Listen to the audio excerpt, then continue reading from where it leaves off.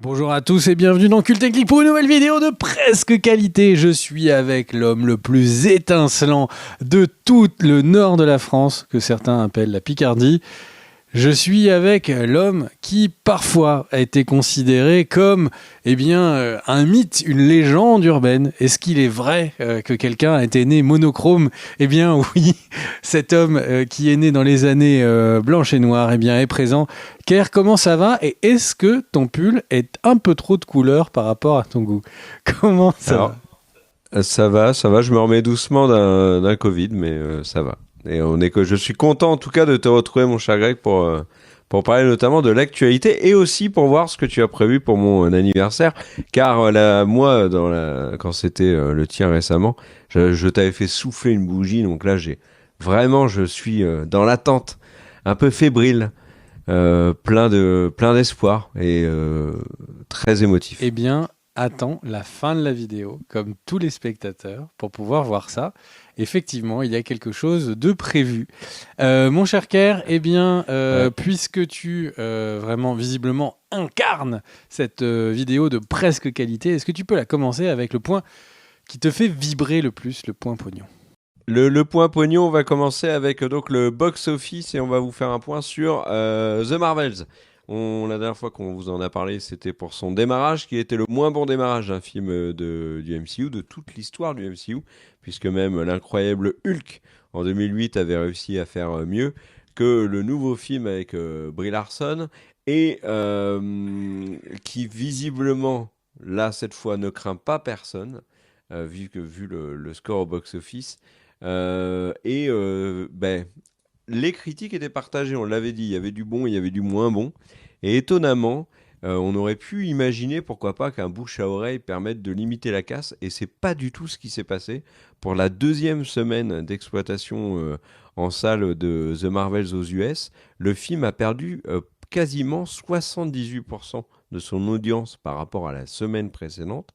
On n'est pas très loin d'un record historique pour un film de super-héros. Il y a un film qui a fait 78% et The Marvels a fait 77,8%. Donc vraiment une chute absolument catastrophique pour le film qui n'a pas eu de bol puisqu'il va laisser manger Hunger Games, la balade du serpent et de l'oiseau chanteur, le préquel d'Hunger Games. Dont je vais parler après, et qui a monopolisé visiblement les salles IMAX, donc ça n'a vraiment pas aidé The Marvels, qui de toute façon a une carrière ciné catastrophique et qui va très vite arriver sur Disney+, à n'en pas douter. Pour sa troisième semaine d'exploitation, il est sixième. Alors après, il y a des grosses sorties, hein. Enfin, il y a des sorties importantes, mais il est sixième, et pour le week-end, c'est là où c'est... sur son week-end de Thanksgiving, qui est quand même un gros week-end de 5 jours aux US, il est à moins de 10 millions sur le week-end. Donc c'est vraiment une très très grosse catastrophe pour Marvel. Au vu des critiques, la violence de l'échec ne semble pas justifiée, mais bon, il est là et il est à 188 millions de dollars à travers le monde pour un film dont le budget est proche des 300 millions et qui dépasse allègrement les 300 millions avec la com. Alors je dis presque, hein, il est à 270, 280, c'est le deuxième, non, on avait dit quoi? Quatrième, je crois. Quatrième film du MCU le plus cher de l'histoire derrière les Avengers. Donc grosse cata pour Disney. Et vous allez voir que une mauvaise nouvelle peut en cacher une autre pour Disney. Je vais vous en parler tout de suite.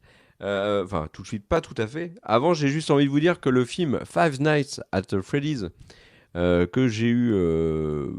que j'ai pu voir et qui est pas si mauvais que ça. J'étais assez étonné pour une production Blumhouse, puisque récemment Blumhouse, je trouve, fait des films assez mauvais. Et ben, il a déjà récolté 136 millions de dollars aux US, ce qui fait du film le plus gros succès de l'histoire de Blumhouse. Alors Blumhouse, hein, c'est les Insidious, c'est les remakes d'Halloween, c'est récemment qui était catastrophique, L'Exorciste.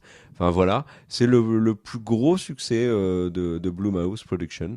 Donc chapeau à Five Nights at Freddy's, qui est donc actuellement au cinéma. Il est sorti en France. Parlons maintenant de ce qui est, on va dire, le succès du moment. C'est Hunger Games, la balade du serpent et de l'oiseau chanteur, que je suis allé voir aussi, et pour le coup, très agréable surprise. Les critiques sont bonnes, hein, donc si vous hésitez à aller le voir, n'hésitez pas. Et qui marche plutôt bien aux États-Unis, il est presque à 100 millions de dollars déjà.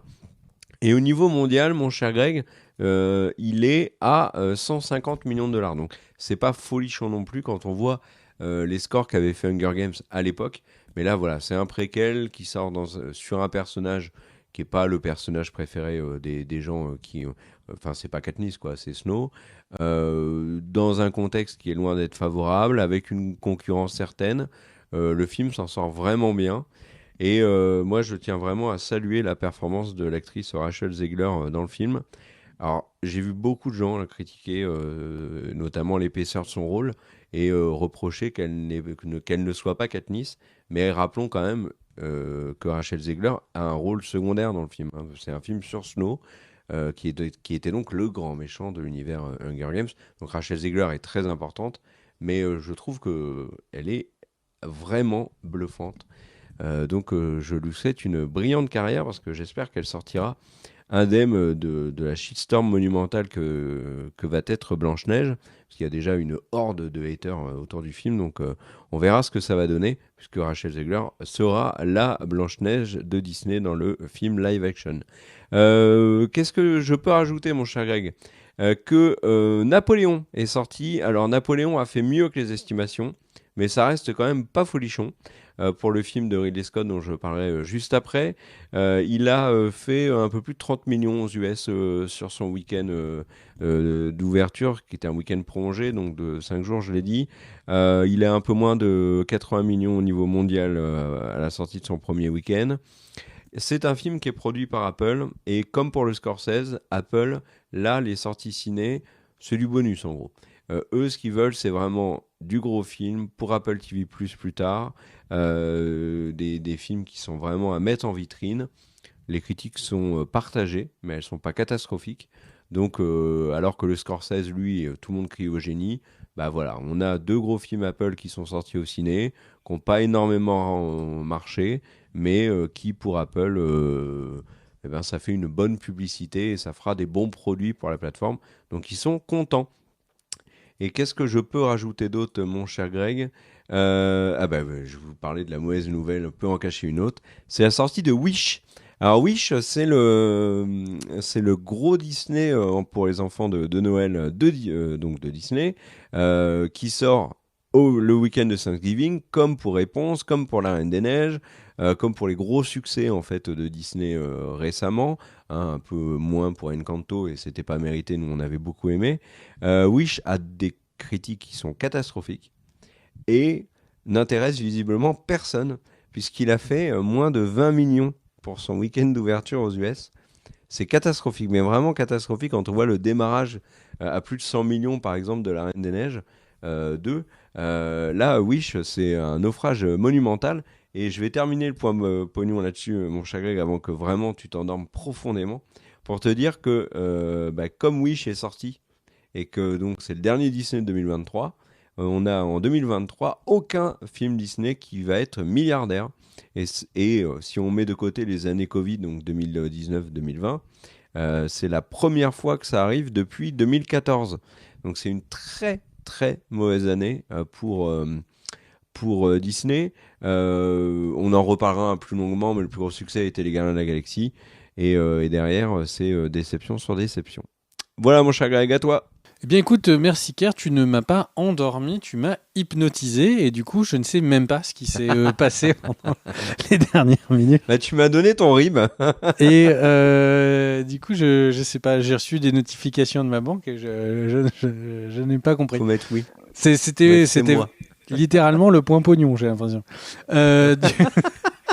Du coup, je vais faire 2 petites news avant de te redonner la parole. La première, c'est, pas mal de personnes se sont demandé, mais comment peut-il réussir à faire un film Napoléon en seulement 62 semaines, notre ami Ridley Scott. Et alors habituellement, un film de cette envergure, c'est souvent un film qui va coûter très cher, bon, évidemment. film d'époque, mais c'est aussi un film qui va être filmé parfois en 100 jours. Et là, le film a été, je crois que j'ai dit semaine, c'est 62 jours. Oui. Ah oui. Merci de m'avoir Oui, rectifié. Je trouvais ça énorme, 62 semaines. Je me suis dit, ouais, mais en fait, c'est plus d'un an. C'est un truc de malade. Et non, mais donc en fait, généralement, ce film, alors on compte que les jours de tournage. Et généralement, c'est 100 jours de tournage. Et là, il a réussi à tourner en 62 jours. Comment est-ce qu'il a réussi ce tour de force ?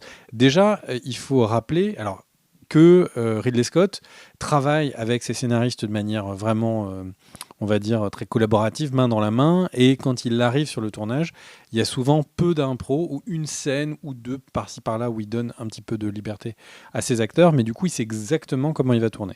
Donc déjà, la première chose, c'est une grosse préparation. Deuxième chose, c'est qu'il a tourné. À ton avis, mon cher Kerr, ces scènes de combat sont tournées avec combien de caméras ? 2, 3. Un iPhone et un Nokia. Eh bien, j'en sais rien. La réponse est avec 11 caméras. Du coup, c'est-à-dire qu'en fait, il sait tellement exactement ce qui va se passer dans la scène de combat et ce qu'il veut comme plan, etc., qu'il prépare les 11 caméras où elles doivent se mettre. Le gars qui fait la lumière donc, doit prévoir la lumière pour les 11 plans en même temps. Et voilà. Et autre point, c'est comme ils savent exactement à quoi va ressembler le film à la fin, ils mettent des micros sur tous les figurants qui vont taper, qui vont avoir des actions, pour pouvoir créer et avoir le son sur le montage pour les 11 plans différents. Donc c'est une préparation qui est complètement monstre. Et pourquoi est-ce que cette préparation a un intérêt, une importance ? C'est qu'en fait, c'est ce genre de film, on en a parlé un petit peu dans notre vidéo sur du coup Scorsese, mais ce genre de film et ce genre de réalisateur a de moins en moins de budget. Kerr le disait, The Marvels, c'est 240 millions de budget, c'est le 4e film du MCU le plus cher. Là, Napoléon, qui est une grande saga, une grande épique historique, c'est 200 millions de dollars de budget. Et pourtant, il doit faire des images qui ont plus de gueule et qui en ont plus, et qu'on en voit plus. Et accessoirement, un film qui est beaucoup plus long que du coup The Marvels, pour un budget qui est inférieur. Et donc ça, pourquoi ? Parce qu'à aujourd'hui, on ne donne plus des budgets plus importants en fait à des réalisateurs pour ce genre de film qui n'est pas une suite, qui n'est pas une saga, etc. Et donc, une grosse préparation de Ridley Scott lui a permis de faire ça en 62 jours. Alors je sais qu'il y a un débat sur la véracité historique du film, mais en termes de production et de préparation cinématographique, c'est un tour de force qui est très impressionnant et j'avais envie de vous en parler. J'enchaîne par une autre news, mon cher Gare, ou tu veux que... Non, je vais enchaîner parce que j'ai une news justement sur Ridley Scott et tu as parlé des approximations historiques. Alors je vais pas revenir dessus parce que ça fait énormément parler. Il y a plein de gens qui ont fait des threads sur Twitter pour reprendre point par point ce qui n'allait pas dans le film. Il y a plein d'articles aussi et beaucoup d'historiens qui se sont agacés. D'ailleurs, il y a une vidéo que j'ai retweetée que je vous conseille de regarder, qui est extrait donc, du trailer où on voit Napoléon sur la bataille des pyramides, qui n'a d'ailleurs jamais eu lieu. Il n'y a jamais eu un coup de canon de Napoléon sur les pyramides. Et en fait, on voit donc un coup de canon sur les pyramides. Et là, sur la pyramide, tu as un Transformers qui est là. Et du coup, c'est repris avec le dernier Transformers. La vidéo est très marrante. Et le tweet aussi, parce qu'il dit que c'est validé historiquement. Et pourquoi est-ce que il y a beaucoup de gens qui en parlent, etc. C'est que on peut quand même se poser des questions sur la promo du film et des nombreuses déclarations de Ridley Scott qui s'est montré très agacé par les critiques, notamment des historiens sur le film. Alors il aurait pu tout simplement se défendre en disant que lui il a fait une adaptation, c'est pas un biopic, il a pris des libertés, il les assume, il n'y a pas de problème. On regarde le film en sachant que une partie des éléments ne sont pas réalistes, et c'est tout, ce qui arrive dans plein de biopics d'ailleurs. Et là, non, Ridley Scott s'est beaucoup agacé. Il a manqué vraiment d'arguments dans la promo pour défendre son film et les problèmes historiques. Et Et le truc, c'est qu'il a quand même fait une déclaration qui a fait énormément parler. Il a dit, concernant les critiques des historiens, excusez-moi les gars, mais vous y étiez? Non? Bah alors fermez-la. Mais cette déclaration-là m'a sidéré. Et je ne suis pas le seul. Elle est d'une rare stupidité. Euh, c'est- Élargissons le truc. Alors déjà, juste sur un fait, les historiens, c'est sérieux. Il y a un travail qui est minutieux, qui est basé sur de nombreuses sources qui sont recoupées, etc. Enfin, un historien ne balance pas des choses comme ça. Et un historien n'a pas besoin d'avoir vécu une époque pour pouvoir très bien en parler et s'être très bien documenté, très bien sourcé dessus. Mais moi, je me suis dit, mais en fait, si aujourd'hui on a un mec comme Ridley Scott, bon, qui est très vieux, hein, ok, ça peut excuser des choses, mais en fait, ça veut dire quoi? Dans 50 ans, on parlera de la Seconde Guerre mondiale avec des mecs qui viendront faire un film avec des trucs complètement dingues en disant mais vous y étiez pas, taisez-vous. C'est dangereux. C'est vraiment dangereux. Donc j'ai trouvé que ses propos étaient particulièrement stupides. Et il a réussi, Ridley Scott, avec la promo, à me donner envie de ne plus aller le voir, ce film. J'avais envie.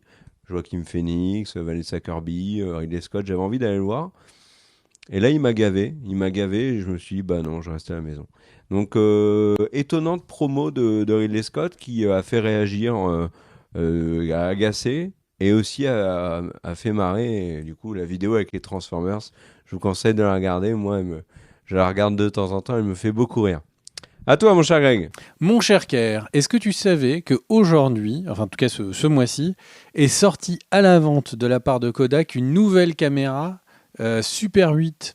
Donc le 8 mm, c'était un format de pellicule qui était utilisé autant jadis, qui avait permis de démocratiser un petit peu de court-métrage. Et cette pellicule, ce format, ces caméras historiques, hein, il y a eu des films qui parlaient un petit peu de l'univers de ces caméras. Eh bien, il y a une nouvelle caméra qui est sortie. Est-ce que tu peux un peu me dire, à ton avis, à quel prix Kodak a ressorti ces caméras pour les passionnés, quoi? Parce que tourner en pellicule, c'est Ça pas doit beaucoup. être, ça doit être extrêmement cher.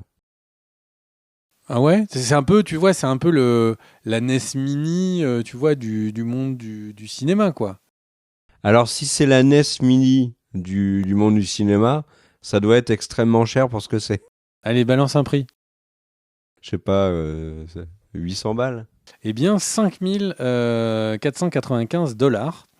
Et Ouais, c'est ça pas mal. vient avec quelques petites cartouches de 3 minutes et demie pour filmer, que tu envoies à Kodak et que Kodak te renvoie en version numérisée. Ce qui est bien sympa de leur part. Et le prix de ces cartouches supplémentaires de 3 minutes et demie n'est pas encore annoncé, en tout cas au moment où on enregistre. Donc c'est un petit peu ton point pigeon, mais en Oui, c'est version... vrai, je l'ai pas fait cette semaine. J'ai pas réussi à Et bah à du le coup je te caser l'ai cette trouvé, fois. mon pote. Voilà, Le écoute. petit point Bref, pigeon de la semaine, c'est pas mal. Et sachant que il tu faut peux le avoir des jingle. vraies caméras de cinéma digital, évidemment, pour le même prix aujourd'hui. Mais bon, après, la nostalgie n'a pas de prix. Et puis, c'était un format qui était sympa. Mais à ce prix-là, tu peux potentiellement louer une caméra qui va faire du Super 35, qui est un format enfin, non digital, si vous aimez la pellicule, un peu plus stylé à digitaliser. J'enchaîne avec Wish. Tu parlais de Wish et je sais pas pourquoi après tu m'as demandé mon RIB ou un truc. Et du coup sur Wish, en fait, il y a des animateurs qui parlaient, qui disaient que le film, ils avaient essayé de mélanger des technologies anciennes de colorisation par de l'aquarelle, watercolor animation, ils appellent ça. Et en fait, de le mélanger aux techniques d'animation 3D. Et pour la petite info, donc, ils avaient très envie de faire ça pour un peu fêter les 100 ans du studio et de revenir un peu aux anciennes traditions. Et pour la petite info, c'est depuis 2013 que les techniques de colorisation historique n'étaient plus utilisées. Et 2013, c'est La Princesse et la Grenouille, qui je trouve est un film sous-coté de chez Disney, et bien dommage. Puisque c'est Ouais. un film assez sympathique, avec des bonnes chansons. Mm, mm. D'ailleurs, Disney a dit qu'ils allaient revenir à une animation un peu plus classique à l'ancienne. Donc, Bah là, c'est le cas, littéralement. ouais, ouais. Et bon, après, ils ont aussi, ils ont pas non plus fermé les yeux quand il y a eu des annonces sur le fait que avec de l'IA, il allait pouvoir avoir des coûts drastiquement baissés, mais c'est un autre sujet. Oui, en effet. Avant de passer puisqu'on parle de Disney, avant de passer sur Marvel, parce qu'il y a plein de choses à dire, mon cher Greg, petite news comme ça, détente. Il y a pas mal de sites qui parlent actuellement du classement qu'est en train de faire le site Ranker, donc c'est avec des votes, sur le personnage de série télé le plus détesté de tous les temps.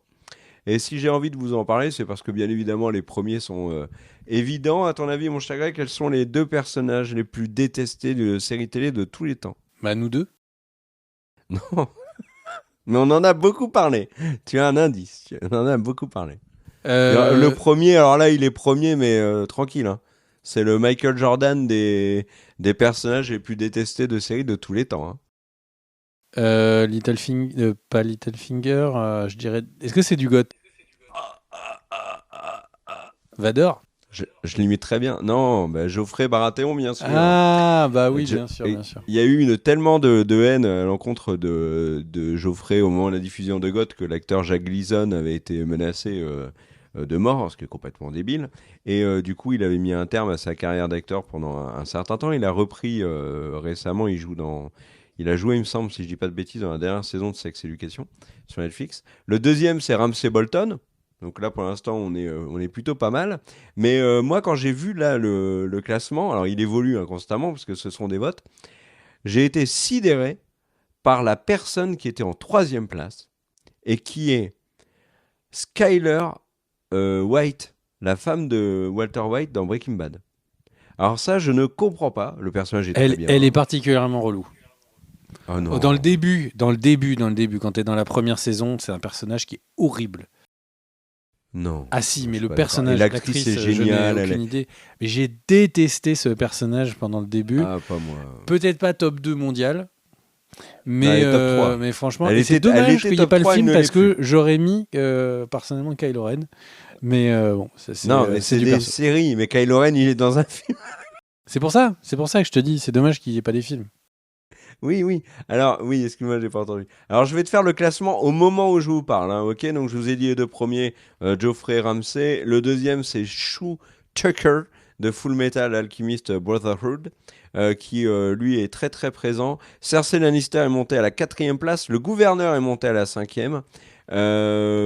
Todd, le personnage absolument ignoble dans la fin de Breaking Bad, joué par Jesse Plemons, qui fait tant de mal à Jesse et je n'en dirai pas plus. Et 7e, il y a derrière, il y a des personnages des Sopranos qui reviennent beaucoup. Ce qui prouve quand même que les Sopranos ont beaucoup marqué la culture américaine. On a la mère de Tony Soprano, Olivia, qui est actuellement 11e. Il y a la sœur pardon, de Tony, Janice, qui est aussi très haut. Il y a Littlefinger, il y a Ross Bolton. Il y a beaucoup de personnages de Game of Thrones. Il y a un personnage qui visiblement vous a tous gavé. C'est Laurie, la femme de Rick dans The Walking Dead, puisqu'elle est très haute aussi. Il y a Skyler a descendu complètement et s'est mérité, elle est 20e et c'était pas normal qu'elle soit à cette place-là. Il y a un personnage qui va te faire rire, c'est Dawson. Dawson, il est 21e du classement. Donc voilà. C'est un classement de haters, ton truc. Mais c'est exactement ça.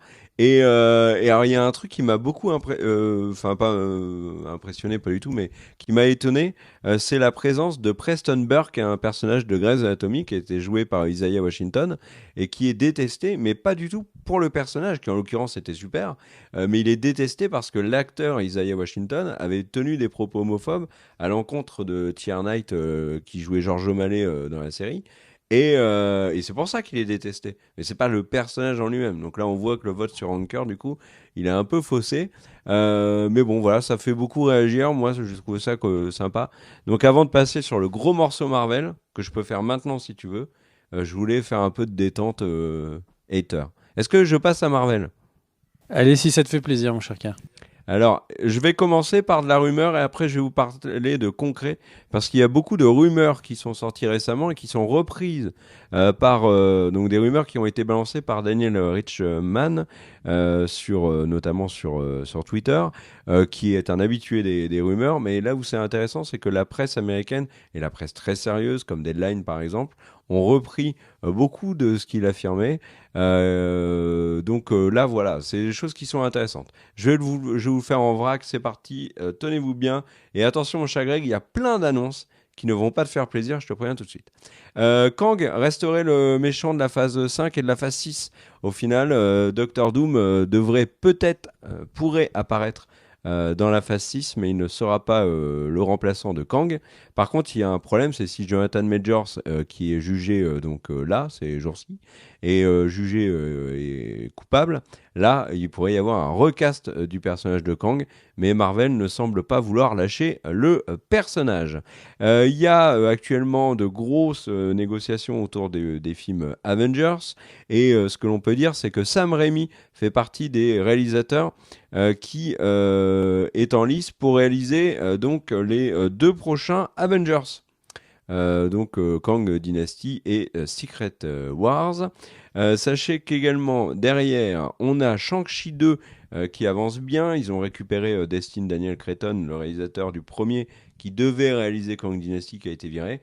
Shang-Chi 2 avancerait. Il y a des films qui apparemment seraient prévus, c'est à prendre avec des pincettes.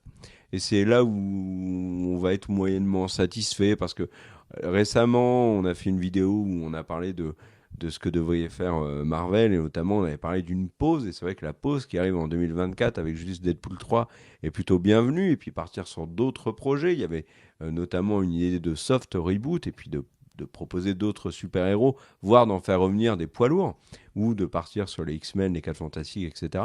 Là, apparemment, Marvel a l'air emballé à l'idée de faire Eternals 2, donc ça très cool, on est content. Thor 5, Doctor Strange 3, donc, qui avait été teasé avec Charlize Theron à la fin, bien évidemment, et Black Panther 3, donc là, au niveau des nouveautés, on a un 5, 2, 3 et un 2. Bon, c'est pas des nouveaux trucs. Par contre, ils ont l'air de travailler, et c'est toujours de la rumeur, c'est pas officiel, j'insiste, sur des nouveaux films. Il y a un film sur Scarlet Witch qui officiellement dans les MCU pour l'instant est morte, sachez-le. Jack Schaeffer, qui a travaillé donc, sur WandaVision et qui travaille sur la série Agatha, pourrait réaliser le film. On a un film qui est prévu sur les Young Avengers, toujours de la rumeur.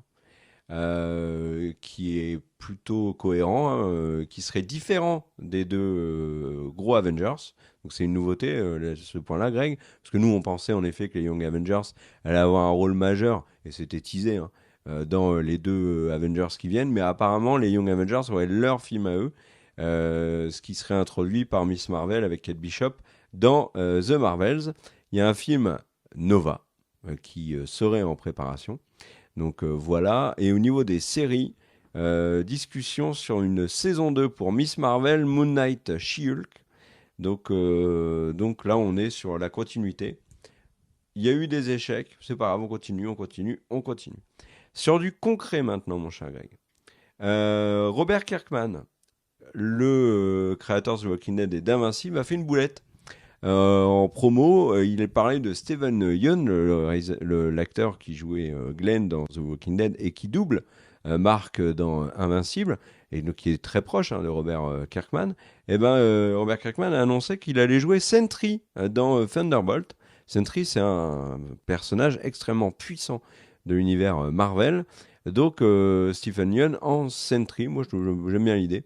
Chris Evans a réagi aux rumeurs de son possible retour et il a dit que lui, il n'était pas au courant. Personne ne lui en a parlé. Donc s'il revient en tant que Captain America et si ce qu'il dit est vrai, je pense qu'il faudrait quand même l'avertir. Et un truc aussi, alors il y a d'autres rumeurs. Je sais pas, tu veux prévu de parler des 4 Fantastiques ou pas du tout? Viteuf pour rebondir sur Monsieur Fantastique, mais déjà pour réagir un petit peu à tout ce que tu dis, c'est en fait c'est pas le bouton crise, mais c'est le bouton oh là là, à mon avis, c'est la mauvaise analyse. C'est dire aujourd'hui, en fait, pour être sûr que ça remarche, on va remettre les gens qui ont marché avant. Sauf que le Captain Marvel avait bien marché, Thor, le Ragnarok avait bien marché. C'est pas de nous mettre la suite qui va rassurer les gens, c'est que la qualité soit meilleure. Quant au fait que Chris Evans soit pas au courant, c'est presque pas surprenant. Il y avait eu des annonces, je crois que c'était autour des prémices ou du teasing sur pas sur Scarlet Witch, sur Black Widow, sur le fait qu'il y avait des rumeurs qu'il y aurait un film Black Widow avant qu'il soit annoncé, et l'actrice n'était pas prévenue. Donc, visiblement, ils font leur plan, parfois ça fuite à ce moment-là, et après ils vont essayer de les valider avec les acteurs. Alors, j'ai été dans le concret, mais je vais revenir sur une rumeur parce que j'évoquais le casting des 4 Fantastiques, mon cher Greg. Vous l'avez peut-être vu passer cette news rumeur sur le fait que Pedro Pascal pourrait jouer Mister Fantastique. Il est en tout cas en pole position pour avoir le rôle.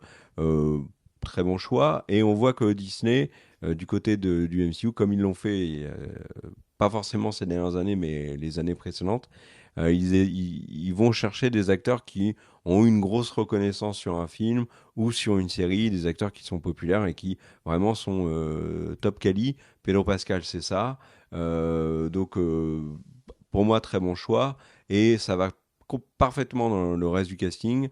On a Vanessa Kirby qui sort de The Crown notamment, qui a fait des petits films ou qui est reconnue pour son talent, mais qu'on a vu aussi dans des gros films comme Mission Impossible ou Hobbs and Shaw. C'est une excellente actrice et elle pourrait jouer la femme invisible. On a Joseph Quinn qui était donc sur Stranger Things, qui a fait énormément parler de lui en Eddie Munson dans la dernière saison et qui pourrait être la torche. Et pour jouer le fauve, on a l'acteur toujours énervé dans The Bear. Et là, pareil, excellent choix si c'est lui. Et du côté des méchants, on a Galactus, alors ne serait plus interprété par Antonio Banderas, mais là on passe, désolé Antonio si tu regardes la vidéo, mais on passe un niveau dessus avec Javier Bardem, quand même, No Country for Old Men, etc. Donc Javier Bardem, c'est un poids lourd. Et du côté de Doom, on parle beaucoup de Mads Mikkelsen. Donc on en avait un peu parlé en off, mon cher Greg, on trouvait que c'est un peu décevant, Mads Mikkelsen, et ça pose un problème, c'est que Mads Mikkelsen, il a déjà joué dans le MCU, dans Doctor Strange. Alors vous allez dire, Gemma Chan a fait pareil dans Captain Marvel avant d'être Circe dans Eternals, mais bon, Mads Mikkelsen, j'y crois moyen, ça m'emballe moyen, mais voilà. Son frère étant devenu Thrawn du côté de Star Wars, il pourrait devenir lui aussi le grand méchant du côté de Marvel. T'en penses quoi de tout ça ? Que ce serait pas mal que Mike Mikkelsen ne soit pas le méchant de toutes les franchises. Hein. On rappelle qu'il a été le méchant dans un James Bond, qu'il est le méchant du coup dans j'ai plus les noms, dans les Animaux Fantastiques. En fait, le truc c'est que j'ai l'impression que dans une grande franchise, quand ils ont besoin, Indiana Jones, quand on a besoin d'un méchant, on va taper à sa porte d'abord. Ce serait peut-être Il est pas bien mal. dans Indiana Jones. Quoi ? Je le trouve bien dans Indiana Jones. Non, mais c'est un bon acteur. Enfin, c'est court, un excellent acteur. Oui. Et Oui. du coup, mais c'est juste que bon, il était déjà dans Doctor Strange. Alors oui, Doctor Doom étant, à mon avis, 99,9999% du temps avec un masque. Bon, ben voilà, on sait bien, mais ça veut dire que déjà l'origin story, elle n'existe pas, quoi. Parce que sinon, on voit sa tête et puis il y a un problème. Donc voilà, écoute, en vrai, moi, ce qui me pose peut-être un problème, c'est qu'il n'y a rien de surprenant. C'est que des choix super convenus. C'est le méchant qu'on met partout qui l'a proposé en méchant. Enfin, c'est que des choix convenus, quoi. Donc, je vois pas... En fait, je pense que ce qui les sauverait, c'est l'annonce de gros scénaristes. Pedro Pascal, quand même. C'est quoi, pardon ? Pedro Pascal, ils le mettent en Mister Fantastique.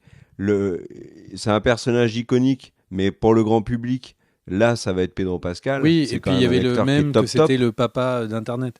Mais du coup, le truc, c'est que d'une manière générale, mon point, et pour répondre à ce que tu dis, mon point, c'est qu'en fait, il faudrait qu'ils annoncent des scénaristes de ouf.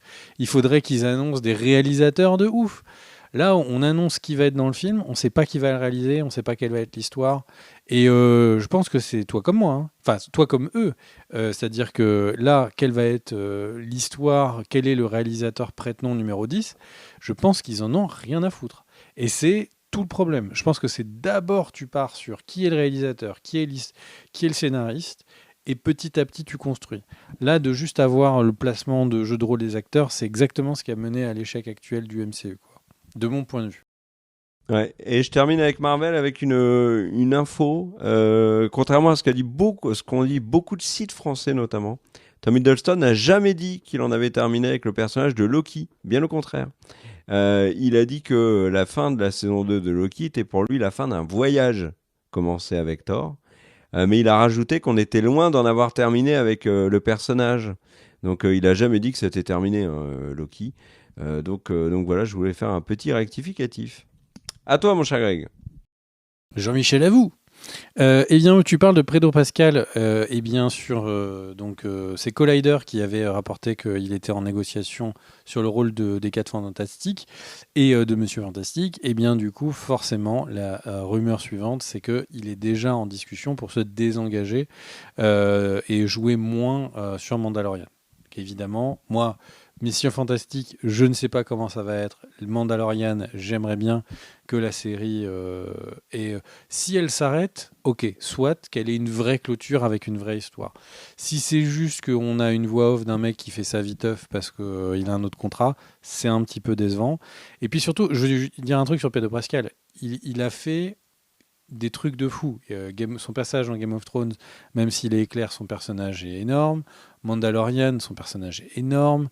Enfin, il est The Last of Us, il est énorme. Enfin, en gros, il fait des trucs où on a l'impression qu'il enchaîne. Narcos. Il a, vous savez, la petite carte cadeau, et il met je suis dans combien de licences cultes pour tout le monde. Et au final, il faut pas oublier que les gros films de super-héros, il a fait Wonder Woman 1980 quelque chose, et que c'était c'était vraiment de la merde, quoi. Donc c'est pas parce que c'est Pedro Pascal que ce sera un film exceptionnel. Donc bon, bref, vous avez compris. Donc moi j'espère au moins que ça veut dire que Mandalorian aura une belle fin, ou que comme c'est Disney et Disney, puisque c'est Star Wars et Marvel de l'autre côté, qu'ils arrivent à faire son petit planning. J'espère d'ailleurs qu'avec tout ça, ils vont lui offrir des places à Disneyland. Disneyland, petite information de Disneyland qui n'a aucun rapport, Ker. Mais à ton avis, maintenant, quel est le prix d'une place dont tu ne réserverais pas, une place ouverte, tu ne réserves pas la journée? Je sais pas, 90 balles. Eh bien, 200 euros. Oh, les fumiers. Euh, Attends, que pour un parc ou pour les deux? pour les deux. Ah oui, Seigneur. ouais, précise. Seigneur, bien sûr. Ah oui, ouais, oui. Oui, quand ils ont dit qu'ils allaient monter les prix, ils ne déconnaient Ah oui, pas. ils ont pas. Bah, ouais, Et ouais. si tu veux pouvoir avoir un truc coupe-fil, combien c'est de plus, mon cher Ker? Ah, là, je pense qu'à Disney, mais t'as combien d'attractions dans le coupe-fil? T'as le droit de faire, je sais pas, genre une dizaine d'attractions, et tu as le droit de faire le coupe-fil une fois dans chacune. Ouais, 30 euros. Eh bien, 120 euros de plus, ce qui te fait ta Non. petite place pour ta Non. journée, pour ne pas perdre trop de temps, Non. à Non, 320 tu déconnes, euros par sérieux? personne. 120 euros? Ça fait 320 au total, ouais, tout à fait. Mais t'es bien, quoi. Après, il faut quand même que tu t'achètes ta bouffe. Mais Tu sais que, petite anecdote, j'ai fait un parc d'attractions qui n'était pas du tout Disney cet été, et j'ai acheté un coupe-fil. Et la première attraction où j'arrive avec mon coupe-fil, j'ai littéralement attendu 30 secondes dans la queue classique parce qu'il y avait personne. Et là, je me suis dit, ça, c'est un coupe-fil qui est sacrément rentabilisé. Voilà. Mais à Disney, bien évidemment, c'est pas pareil. Ouais, bref, donc excusez-moi, Disneyland c'était complètement. Mais je reviendrai à Disneyland après parce qu'il y a une news qui s'en rapproche. Mais ça va te coûter cher, hein, et si tu reviens à Disneyland. ouais, sachant que j'y vais pour Noël. Et du coup, le truc, c'est que, eh bien, Disneyland, bon, j'en parle tout de suite. Donc Disney, vous savez, on avait déjà dit qu'en ce moment en bourse, c'est un peu vite fait, que c'est très dur, et que du coup, les analystes disent, bon bah en fait, Disneyland, ça va être un peu financièrement que des parcs, et puis le reste, c'est de la publicité. Eh bien, puisqu'on joue au jeu de l'argent, à ton avis, mon cher Kerr, combien Disney a annoncé qu'ils allaient investir sur leur parc sur leurs 10 prochaines années? C'est la thématique de la vidéo, c'est que tu me poses des questions où j'en ai aucune idée et où je me plante. Ils vont investir 35 milliards de dollars. Eh bien, tu es en dessous. Ils ont annoncé qu'ils allaient investir 60 milliards, voilà, sur les 10 prochaines années. Ce qui fait, Beaucoup de faut sous. pas se le dire, hein, ce qui est quand même une belle somme. Oui, c'est correct, quoi. C'est vraiment une belle somme.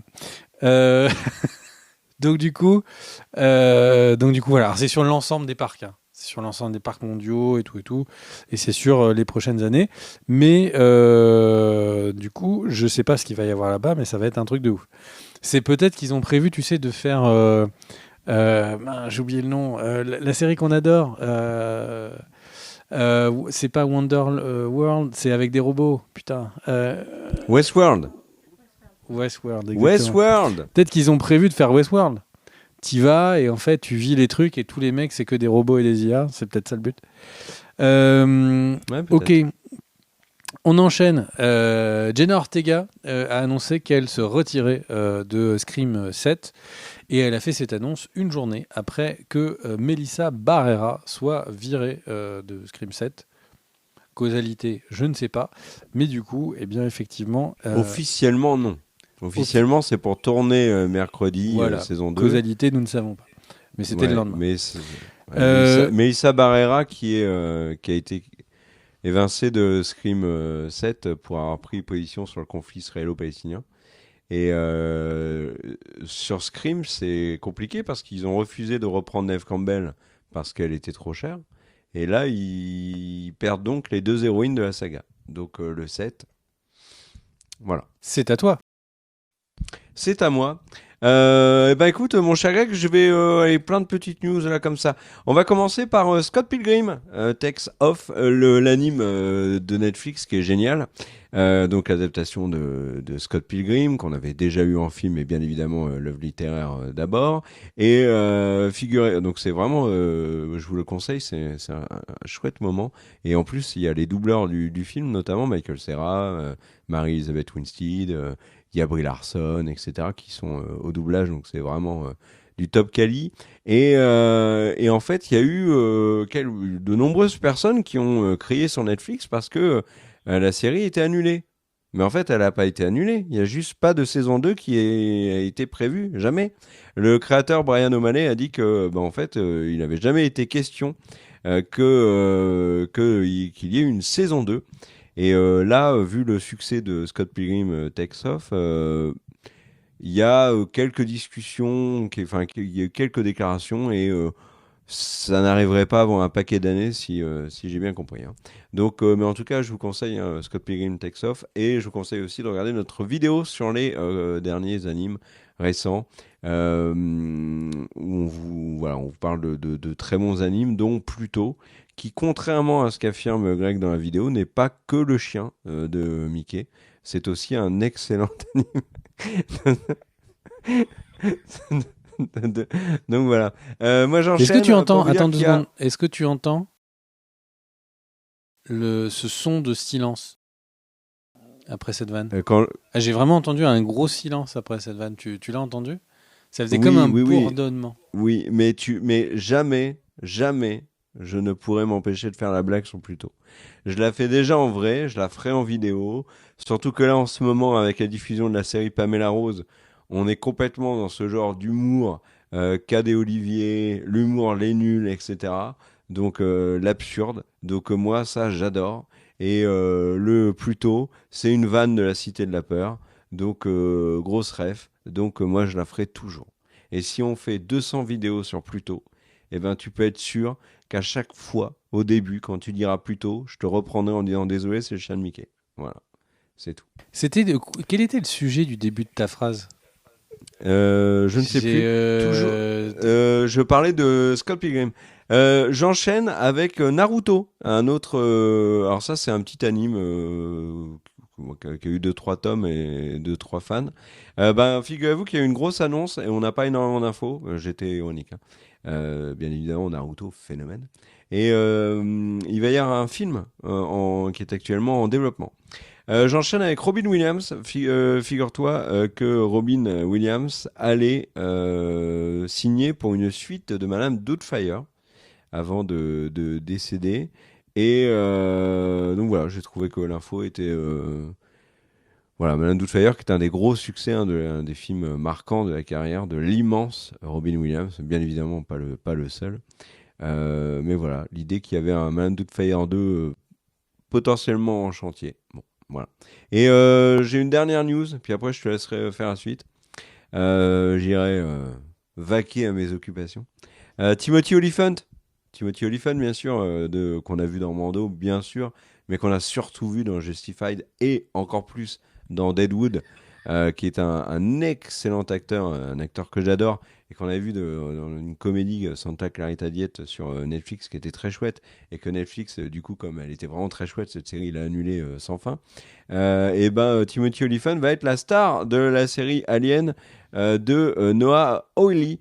Tu sais qu'il y a 2 projets Alien actuellement en développement. Il y a un nouveau film Alien qui a d'ailleurs un nouveau nom qui est Alien Romulus, donc réalisé par Fede Alvarez, avec notamment en casting Isabella Merced qui avait joué dans Dora et qu'on a vu récemment dans Transformers, donc il y a une actrice qui est en train de percer, et aussi et surtout, et là ils ont eu le nez fin, puisqu'au casting il y a Kelly Spawney, qui est l'actrice qui est dans le nouveau Sofia Coppola et tout Hollywood ne parle que d'elle.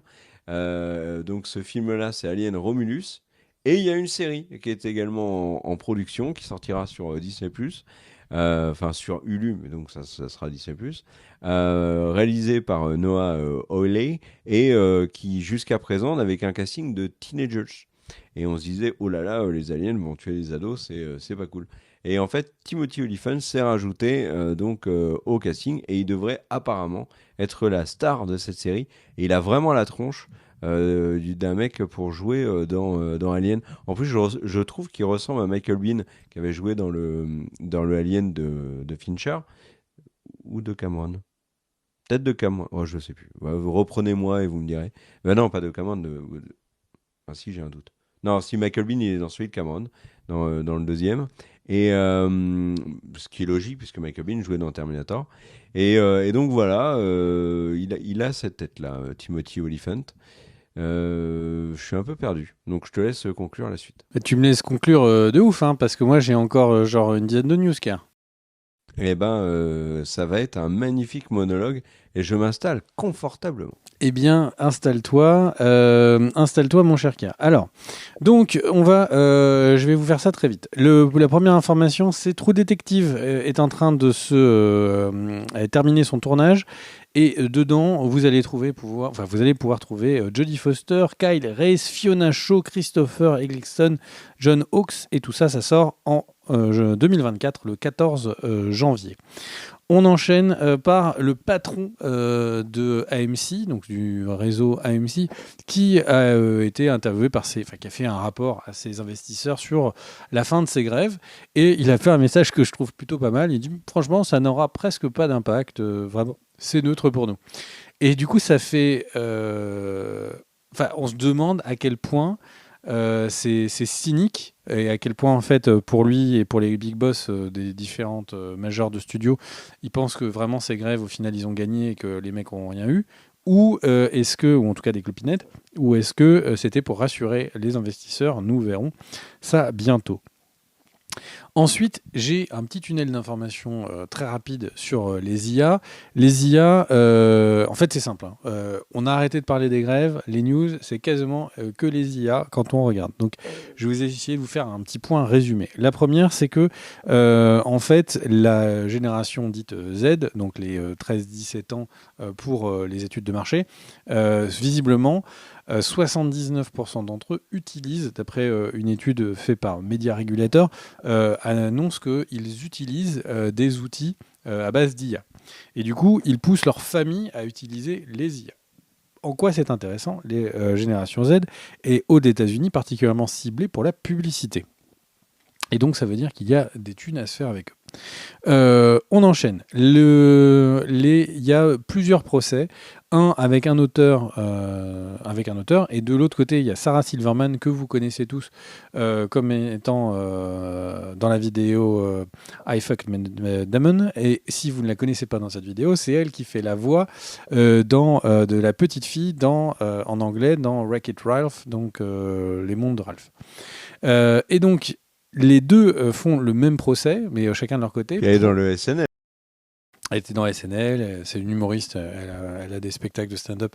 Et du coup, en fait, elle fait, et l'auteur en question et l'autre auteur font en même temps, des procès aux différents outils d'IA en disant qu'ils demandent des sous sur chacun des prompts qui ont été générés parce que leurs ouvrages ont été utilisés, respectifs ont été utilisés pour en fait, entraîner les IA. Et donc les IA ont été entraînées par, entre autres, leurs bouquins. Donc chacune des prompts des IA devrait être mise. Alors ce qui est assez marrant, c'est qu'aux États-Unis, suivant les différents États, les réponses ne sont pas les mêmes. Pour l'instant, le fait de gagner des sous à chaque prompt a l'air d'être débouté, mais par contre, ça a l'air de partir sur potentiellement, effectivement, des thunes via copyright. Il y a déjà des sociétés, on en a parlé, qui sont en train de s'organiser pour récupérer de l'argent de copyright. Ce qui veut dire, et je trouve ça presque assez intéressant, parce qu'en gros, on pourrait se dire, ah voilà, les auteurs, ils se font voler, donc en gros, ils vont récupérer des copyrights. Mais on pourrait imaginer une dystopie où dans le futur, il n'y a plus vraiment d'auteurs, il y a surtout des IA qui financent les mecs qui étaient les auteurs d'avant. C'est-à-dire qu'il y a un métier d'avant où les mecs vont récupérer des dots et il y a les auteurs du futur qui n'existeront plus puisque ce sera que des IA. C'est une dystopie, c'est peut-être pas la réalité, mais l'idée me faisait marrer plus ou moins. On enchaîne ensuite avec l'Europe. L'Europe, visiblement, il y a 23 milliards de dollars qui ont été dépensés pour produire des contenus, des films et des séries. Et sur ces 23 milliards, la part de tout ce qui a été produit financé par des des plateformes de streaming, c'est 5,4 milliards de dollars. C'est donc plus ou moins un quart de tout ce qui est financé en compte de films et séries. C'est absolument incroyable. Et à ça, vous allez me dire, oui, mais donne le décompte. Ah, ok, donc il y a 2,2 milliards qui viennent de Netflix, qui est donc largement le premier. En numéro 2, tu verrais qui, mon cher Kerr? Amazon. Eh bien, tout à fait, Amazon avec 1,2 milliard de dollars. Et ensuite, on a Disney à seulement 550 000 millions, ce qui est et HBO Max qui est Apple TV qui a 440 millions. Donc le truc, c'est que je suis quand même surpris de l'argent qui est balancé. J'ai entendu des analyses de plus en plus dire que il y allait sans doute avoir un retour du modèle des plateformes parce que tout simplement c'est de l'argent qui est dépensé. Je crois que la série Halo vaudrait en production 200 millions de dollars et on ne peut pas dire que ce soit un succès intersidéral et du coup de plus en plus de productions commencent à se dire mais est-ce que c'est intéressant de mettre autant d'argent pour potentiellement quelque chose qui va passer complètement inaperçu. En tout cas la question reste complètement en place. Mais je pense que ça va avoir un impact sur les prochaines années, sur la manière dont les séries et les films sont diffusés. Nous en reparlerons potentiellement. Après, Halo, c'est pas la série est bonne. La première saison est vraiment. Enfin, moi, je trouve que la première saison est réussie. Le problème de Halo, c'est que c'est une série Paramount+. Donc, on peut pas reprocher à des plateformes qui sont naissantes et qui n'ont pas encore énormément d'abonnés de pas faire des scores d'audience qui rivalisent avec Netflix.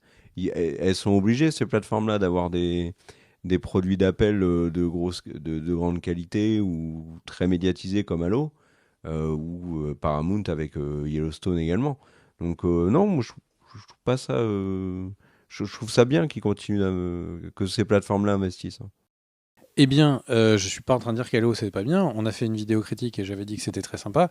Ce que les analystes, et pas forcément moi, mais ce que les analystes critiquent, c'est que 200 millions mis sur la table pour une série, et c'est qu'une seule des séries Paramount+, il y en a plein d'autres qui n'ont pas des budgets de $50, qui du coup vont les unes à la suite eh bien, sans avoir ramené personne. Et c'est pas l'exemple de Paramount+. Hein. Netflix a aussi des très grosses séries à très gros budget qui flopent. C'est juste que du coup, là, il y a une espèce de bilan en fait que fait la bourse sur. Mais attendez, vous dépensez combien et ça ramène combien Est-ce que vous êtes sûr? Donc, ça aura sans doute un impact dans les prochaines années. On parlait du fait de Disney, de Disneyland, qui était peut-être une société qui était en fait plutôt des parcs d'attraction. Et ben, ça a donné des idées à d'autres personnes. Il y a Sony Pictures qui va faire un. Alors, je sais pas vraiment. La news dit que c'est une espèce de parc d'attraction, mais une aire de jeu. Enfin, je sais pas comment appeler ça. Ils vont faire une zone près de Chicago qui va avoir, du coup, ils appellent ça le Wonderverse. Et il va y avoir des activités autour de Ghostbusters, autour de Uncharted, Zombieland et bien d'autres licences. Alors, est-ce que c'est de la taille ou de l'ambition d'un Disneyland? J'ai pas l'impression. Par exemple, Ghostbusters, c'est une activité VR. Ok. Uncharted, ça va être un escape game. Ok, Zombieland, ça va être un truc de course où j'ai pas trop compris le truc de Zombieland. On va voir, mais en tout cas, c'est des petits doigts de pied comme ça qui sont mis pour voir si eux aussi ils sont capables de faire des pas d'attraction. Et petite mention sur ce qui se passe en Asie, parce que c'est un des gros marchés. Et par exemple, les parcs Universal, en fait, ne sont pas des parcs qui ont que les attractions de Universal, mais ils vont avoir des attractions Warner avec des zones du parc Harry Potter, des zones qui sont sur, par exemple, les licences Nintendo ou Pokémon. Et donc en fait, les parcs deviennent un espèce de truc où, en fonction des licences qui sont achetées sur une dizaine d'années, il va y avoir différents mondes. En tout cas, ce qui est sûr, c'est que quand il faut récupérer nos brousoufs, eh ben, ils sont super motivés pour construire des trucs. C'est juste que les parcs d'attraction, comme c'est du dur, c'est du béton, ça met plus de temps à se faire construire. On enquille par mes deux dernières news. YouTube, puisqu'on y est. Eh bien, a lancé une plateforme qui s'appelle DreamTrack. Et sur DreamTrack, en fait, tu peux faire un prompt et tu dis que tu aimerais une chanson du style de John Legend, mais chantée par Charlie Puth. Et du coup, il va te faire un extrait. Honnêtement, c'est assez bluffant. Et de voir comme ça des auteurs, des chanteurs, les voix sont vraiment bien faites. Il y a du coup pas mal d'exemples sur YouTube. N'hésitez pas à aller voir. Ça s'appelle Dream Tracks, la génération d'IA. Et deux petites news. Une, Tim Burton. Tim Burton a dit qu'il ne voulait pas de suite à l'étrange Noël de Monsieur Jack, ni reboot, ni suite, ni préquel. Voilà, sur moi lui il est clair.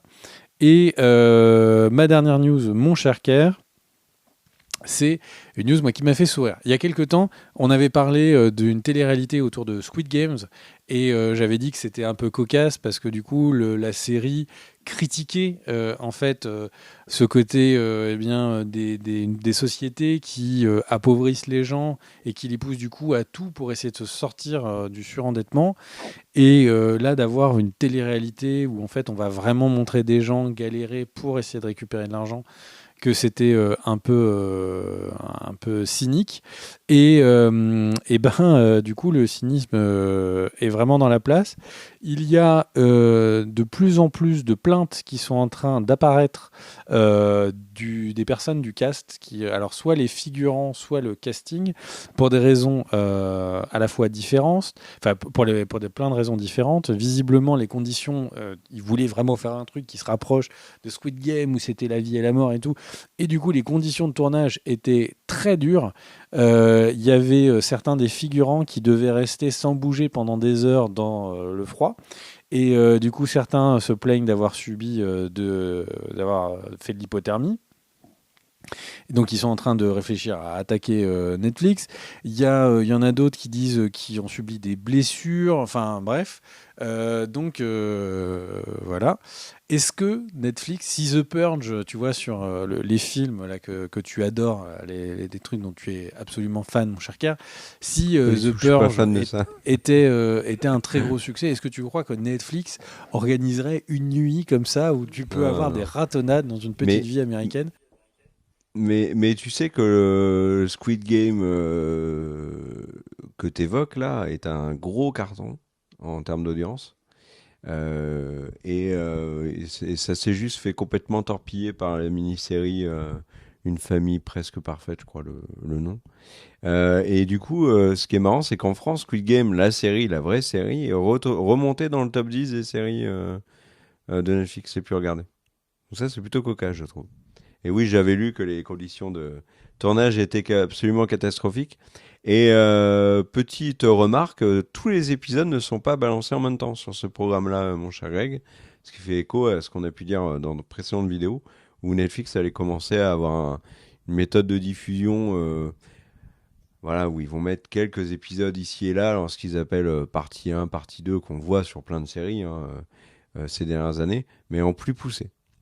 Voilà. Très bien, mon cher Kerr. Eh bien, je te laisse le mot de la fin avant de faire un petit truc. Eh ben, merci à tous d'avoir regardé cette vidéo news. On était contents de revenir après voilà, ces petits pépins de santé. Merci aux tipeurs pour votre soutien. Ça fait chaud au cœur. N'hésitez pas à balancer un commentaire. On les lit tous et on réagit autant que faire se peut. Et on vous souhaite à tous et à toutes une bonne fin de journée. Ciao. Ouais, c'est l'anniversaire de Kerr. On t'a fait un super bateau de pirates pour toi. C'est vraiment l'ambiance One fête. Piece. L'ambiance festive règne ici à la Big B Mansion. Ton anniversaire est vraiment la fête dont tu as toujours rêvé. Et du coup, pour les cadeaux, va falloir que tu viennes ici et tu pourras recevoir ce qui est dans mon placard au fond là-bas. Ah, super. Bah, j'ai hâte de venir. Je vais me dépêcher parce qu'apparemment le métro va coûter beaucoup plus cher assez vite. Et, J'ai bien écouté et l'actualité. potentiellement, si c'est périssable, du coup, c'est jamais si c'était des pâtes. Ah ouais, oui, oui. Ouais. Allez, des bisous. Vous avez peut-être la ref. Des bisous. On se retrouve très vite pour une nouvelle vidéo. Ciao, ciao. Les vrais savent, comme on dit.